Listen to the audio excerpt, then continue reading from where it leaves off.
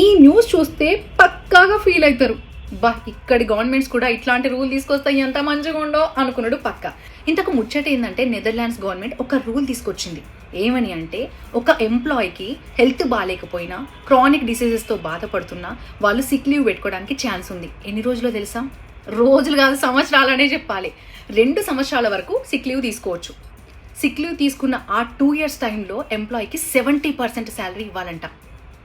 ₹1,00,000 అనుకో, 70,000 శాలరీ ఇవ్వాల్సిందే ఆ 2 ఏళ్ల పాటు కూడా అని చెప్పేసి రూల్ పాస్ చేసింది. ఇక నెదర్లాండ్స్ గవర్నమెంట్ తీసుకున్నటువంటి ఈ డెసిషన్ పట్ల అక్కడ వర్క్ చేస్తున్న ఎంప్లాయీస్ అంతా కూడా ఎగిరి గంతేస్తున్న పరిస్థితి అండ్ చాలా హ్యాపీగా ఫీల్ అవుతున్నారు. ఈ న్యూస్ విన్న నెటిజన్స్ ఏమంటున్నారో తెలుసా? వీలైనంత తొందరగా ఇక్కడ గవర్నమెంట్స్ కూడా ఇట్లాంటి రూల్స్ తీసుకొస్తే బాగుండు అంటూ మొరపెట్టుకుంటున్నారు కామెంట్స్ రూపంలో. ఈ ముచ్చటిన్నాక మీకేమనిపించింది? మీకు కూడా మీ కంపెనీలో 70% శాలరీ ఇస్తే బాగుండు సిక్ లీవ్స్ తీసుకునే టైంలో అనిపిస్తుందా? మీ ఒపీనియన్ ఏంటి? మీ కమెంట్ ఏంటి? కమెంట్ సెక్షన్లో కమెంట్ చేయండి.